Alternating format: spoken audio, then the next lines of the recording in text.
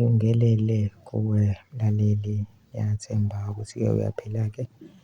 Mina nje ngizocela kuwe-ke laphana-ke ukuthi-ke uma uthe usamusha kulona-ke ikhasi-ke leli, noma uthe uyaqala ukungena kulona-ke wenze nje okulungile-ke laphana ungixhase, ungaphumi ucindezelile ibhathini u-subscribe nje akubizi imali kumahhala nje kusho nesenti-ke elimnyama-ke likwenza ukwazi ukuthi-ke uqhubeke uthole nezinye-ke iy'ndaba-ke ezinjalo ngiza nazo ngikufakela zona-ke kulona-ke ikhasi-ke leli kusukela-ke manje ukuze ingakuphutheli izindaba ngenza njengamanje ukuthi-ke ngabe ucindezela-ke ibhathini u-subscribe njengamanje.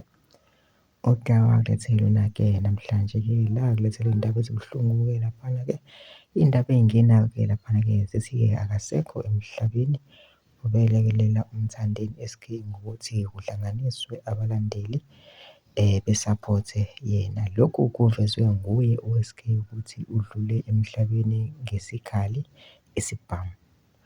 UMthandeni ungene kwikhasi lakhe wabhala wathi, "Uhambe kahle Mfowethu induna yaseMpangeni Mawulezi, silahlekelwe lapha ngesibhamu. Lifihlwa ngesonto iqhawe ehluhluwe kwaMduku."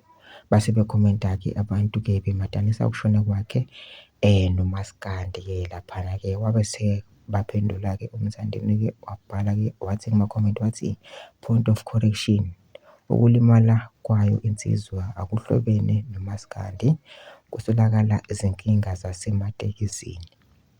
Sizwe esikhulu saseWoolies, nina nibaningi kakhulu futhi abanye bayazalwa namhlanje. Ngicela sikwamukele nakho ukuthi ukufa kukhona kuyimvelo kaMdali nabo ababulali bayohamba ngakho." Kukhomenta-ke uMthandeni-ke laphana-ke ecacisa ukuthi-ke lo mlisa-ke ufe ngazo-ke izimpi zamaskandi, yasho ukuthi cha impela hhayi kusolakala akusiyena akuwona umaskandi, kusolakala izinkinga zasematekisini. Kwengathi-ke naye-ke ubeyi-owner-ke lapha noma-ke umshayeli akacaci kahle kodwa ubekhona laphana ematekisini. Ngiyacela manje nama-comment section usho uvo lwakho ukuthi wena-ke ucabangani ngalolu daba-ke lolu besilenzile njengomxhasi. Ungaphumi uyicindezelile ibhathini subscribe nje akubizi imali kumahhala nje kusho nesenti-ke elimnyama-ke leli.